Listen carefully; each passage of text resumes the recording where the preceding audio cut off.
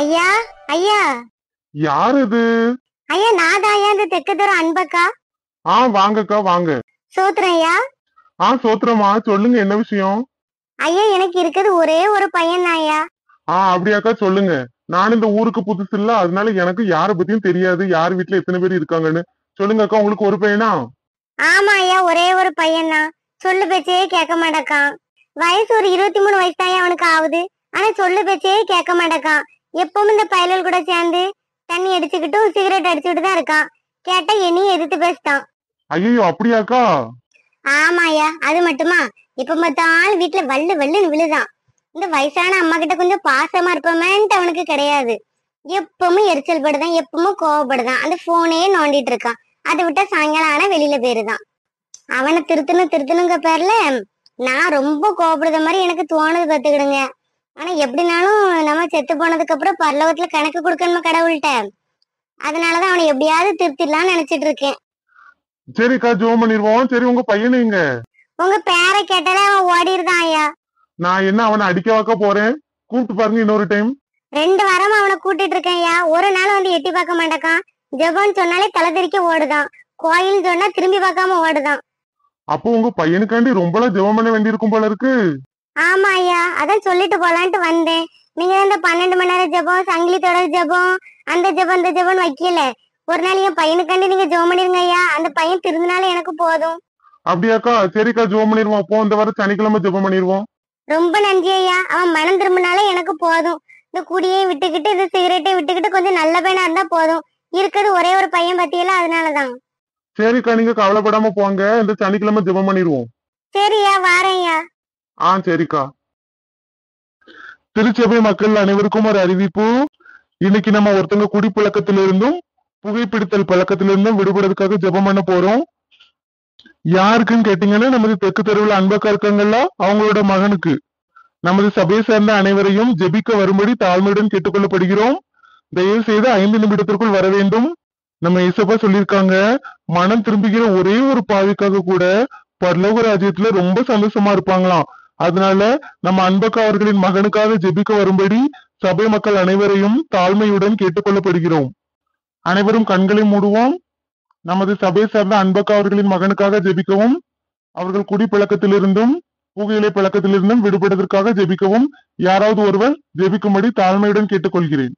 அவங்க ஜெபிக்கும் போது மத்த எல்லாரும் சும்மா இருக்காம கூட சேர்ந்து பிரேயர் பண்ணுங்க. அப்பா உம்மை துதிக்கிறேன் இசப்பா, உம்மை துதிக்கிறேன் இசப்பா. இந்த நேரத்துல கூட இசப்பா நாங்க அன்பக்காவோட பையனுக்காக ஜெபிக்கிறேன் இசப்பா. அந்த பையனை இசப்பா உம்முடைய கட்டுல தருகிறேன் இசப்பா. அவனுக்கு குடி பழக்கத்துல இருந்து விடுதலை பெற கிருபை கொடுங்க இசப்பா. புகையிலை பழக்கத்துல இருந்து விடுபட கிருபை கொடுங்க இசப்பா. எல்லாம் நீர் அறிவீரே இசப்பா. அவனுக்கு பூரண விடுதலை கொடுங்க இசப்பா. அந்த மகனை நீங்க சுகமே தொடுங்க இசப்பா. உங்களுடைய ரத்தத்தால சுத்திகரிங்க இசப்பா. நீங்க பரிசுத்தப்படுத்துங்க இசப்பா. எல்லா கெட்ட பழக்கத்துல இருந்து விடுதலை பெற கிருபை கொடுங்கப்பா. நீங்க அப்படி செய்ய போற கிருபைக்காக உங்களுக்கு நன்றி இசப்பா. நீங்களே அந்த மகனை பொறுப்படுத்திக் கொள்ளுங்க இசப்பா. இயேசுவின் நாமத்தில் ஜெபம் கேளும் எங்கள் ஜீவனுடைய நல்ல பிதாவே, ஆமென். கர்த்தர் இந்த ஜெபத்தை கேட்டு பதில் கொடுப்பதற்காக கர்த்தரை ஸ்தோத்திரிப்போம். இந்த அன்பக்கா பையனுக்காண்டி பிரேயர் பண்ணி 1 வாரம் ஆச்சு. சரி, அவங்க வீட்டுல போய் பாப்போம் ஏதாவது மாறுதல் இருக்கான்னு. அன்பக்கா, அன்பக்கா. யாரோ அம்மாவை கூப்பிட்ட மாதிரி இருக்க, யாரது? சரி, வெளியில போய் பாப்போம். ஐயோ, ஐயாவா வந்திருக்கீங்க. ஐயா சோஸ்திரையா, வாங்க. சூத்திரம் தம்பி. அன்பக்கா எங்க போயிட்டாங்க? அவங்க இந்த பக்கத்து வீட்டுக்கு போயிருக்காங்க. ஏன் நீங்க வாங்க உட்காருங்க. இந்த பையன் யாருன்னு தெரியலையே, கேட்கலாமா வேண்டாமா? அன்பக்காக்கு ஒரு பையன் இருக்கான்னு சொன்னாங்க, ஆனா அவன் ரொம்ப கோவப்படுவான் அப்படி இப்படின்னு சொன்னாங்க. இந்த பையனை பார்க்க அப்படி தெரியலையே, ரொம்ப அன்பா இருக்கானே. ஒருவேளை அவங்க சொந்தக்கார பையனா இருக்கும். நம்ம எதுக்கு போட்டு கேட்டுக்கிட்டு. சரி, அவங்க வர வரைக்கும் நம்ம உட்காருவோம். ஐயா நீங்க இங்கே இருங்க. ஐயா உங்களுக்கு குடிக்கிறதுக்கு நான் தண்ணி எடுத்துட்டு வரேன். சரி தம்பி. ஐயா வாங்கய்யா, சூத்திரையா. என்னையா சொல்லாமலே வீட்டுக்கு வந்திருக்கீங்க? சூத்திர அன்பக்கா, உங்க பையனுக்காண்டி எனக்கு ஜெபம் பண்ணமே, அவன் எப்படி இருக்கான்னு பாத்துட்டு போலான்ட்டு வந்தேன். ஏதாவது மாற்றம் எதுவும் இருக்கான்னு பாக்குறதுக்கு. அவன் என்னத்தையா மாறினா? அதே மாதிரிதான். செத்திய பேசினாலும் அப்படியே வள்ளு வள்ளு வள்ளு வள்ளுன்னு தான் விழுதான். இப்ப கூட வீட்டுல தானே இருந்தான். உங்ககிட்ட எதுவும் கோபப்பட்டானா ஐயா? உங்களை பார்த்து ஓடிட்டானா? உங்ககிட்ட எதுவும் பேசினானா?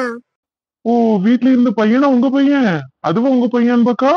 ஆமா ஐயா, அவன் தான் என் பையன். எதுவும் தப்பா பேசிட்டானா உங்களை? சரி, இல்ல இல்ல அன்பக்கா, ரொம்ப அன்பா இருந்தானா அவன் என் மேல. நான் அதனால உங்க சொந்தக்கார பையன் எதுவும் இருப்பானோ அப்படின்னு நினைச்சேன். இல்லையா, அதுதான் என் பையன். அவன் என்ன பேசினாலும் என் பேச்சையே கேட்க மாட்டான். அதனால நீங்க வீட்டுக்கு வந்துட்டீங்களா, அவனுக்கு 2 நல்ல வார்த்தை சொல்லிட்டு போங்கய்யா. சரிக்கா, நான் தம்பிகிட்ட எல்லாம் பேச விரும்பல. நான் உங்ககிட்ட ஒண்ணு கேட்கணும். நான் சொல்றது கேப்பீங்களா? சரியா, சொல்லுங்கய்யா, கண்டிப்பா கேக்கேன். நீங்க ஒரு வாரம் உங்க பையன்கிட்ட அன்பா இருக்கணும். அவனை எப்பவுமே நீங்க அவன் இவன் அந்த பையன் இந்த பையன் பேசாம நீங்க அவனை செல்லமா கூப்பிடுங்க. அவனுக்கு என்ன வேணுமோ எல்லாம் நீங்க எடுத்து கொடுங்க. அவன் தப்பு பண்ணாலும் நீங்க பாசமா இருக்கணும் அவன் மேல. எனக்காக இதை பண்ணுவீங்களா? 1 வாரமா? கொஞ்சம் கஷ்டம்தான்யா.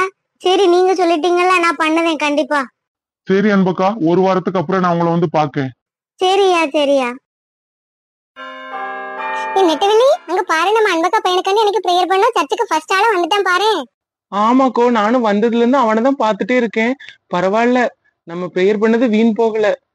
இன்னைக்கு சபைக்கு வந்திருக்க எல்லாருக்கும் இயேசுவின் நாமத்தினாலே நான் வாழ்த்துக்கள் தெரிவித்துக் கொள்கிறேன்.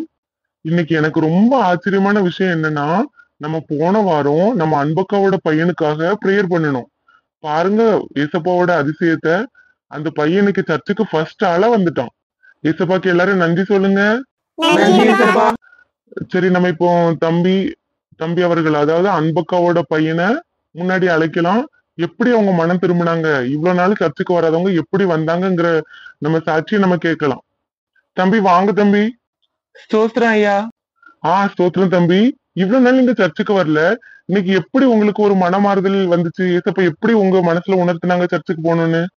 அதாவது ஐயா, எங்க அம்மா சர்ச்சுக்கு போயிட்டு வரும்போது ரோட்ல எல்லாம் சைலண்டா வந்துட்டே இருப்பாங்க. ஆனா எப்ப வீட்டுக்குள்ள கால் எடுத்து வைக்காங்களோ, வச்ச உடனே இனி திட்டிக்கிட்டே இருப்பாங்க. சும்மா சும்மா என் மேல கொஞ்சம் கூட பாசமா இருக்க மாட்டாங்க. அங்க அவங்க சர்ச்சில் கேட்கிற வசனத்துக்கும் இங்க வீட்டுல பண்ணதுக்கும் சம்பந்தமே இருக்காது. அதனாலதான் நான் யோசிச்சேன், எதுக்கு நம்ம சர்ச்சுக்கு போகணும்? சர்ச்சுக்கு போய் கடவுளை தேடுதவங்களே இப்படி இருக்காங்க, அதுக்கு நம்ம வீட்டுல இருக்கிறதே பெட்டர் அப்படின்னு சொல்லிட்டு நான் வராம இருந்தேன்யா. ஆனா லாஸ்ட் ஒரு 1 வீக்கா எங்க அம்மா கிட்ட நான் ஒரு சேஞ்சஸ் பார்த்தேன். என்ன சேஞ்சஸ்னா, ரொம்ப பாசமா இருக்காங்க எனக்கு. இவ்வளவு வருஷம் நான் பார்க்காத ஒரு அம்மாவா பார்த்தேன். அதனால சரி, நம்மளும் சர்ச்சுக்கு போய் கொஞ்சம் மனம் திரும்புவோமே அப்படின்னு சொல்லிட்டு வந்தேன் இன்னைக்கு. என்ன தம்பி சொல்லுதீங்க? அப்ப இவ்வளவு நாள் உங்க அம்மாவா முன்னுதாரணமா எடுத்தா நீங்க சர்ச்சுக்கு வராம இருந்தீங்க? ஆமா ஐயா, கண்டிப்பா.